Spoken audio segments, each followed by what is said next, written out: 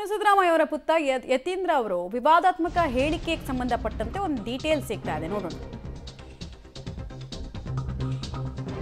ಚುನಾವಣಾ ಆಯುಕ್ತ ಒಬ್ಬ ರಾಜಕೀಯ ಪುಡಾರಿ ಸಿಎಂ ಪುತ್ರ ಯತೀಂದ್ರ ಅವರು ಮತ್ತೊಂದು ವಿವಾದಿತ ಹೇಳಿಕೆಯನ್ನು ಕೊಟ್ಟಿದ್ದಾರೆ.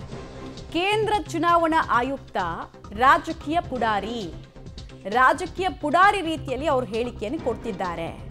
ಮತಗಳ್ಳತನದ ಬಗ್ಗೆ ರಾಹುಲ್ ಗಾಂಧಿ ಸಾಕ್ಷಿ ಸಮೇತ ದೂರನ್ನ ಕೊಟ್ಟಿದ್ದಾರೆ.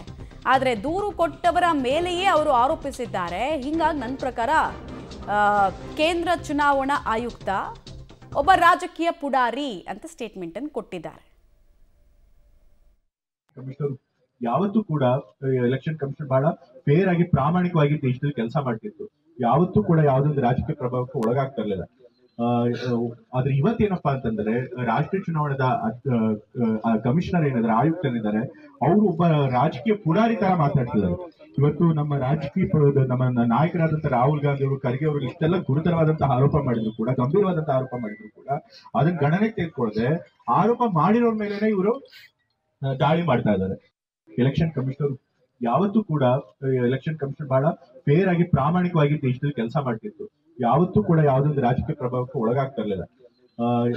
ಆದ್ರೆ ಇವತ್ತೇನಪ್ಪಾ ಅಂತಂದ್ರೆ ಎಲೆಕ್ಷನ್ ಕಮಿಷನ್ ಚಾಲೆಂಜ್ ಮಾಡಿ ಬನ್ನಿ ಅಂತ ಓಪನ್ ಆಗಿ ಹೇಳ್ತು. ಯಾವ ಪಾರ್ಟಿಗಳು ಬರಲಿಲ್ಲ.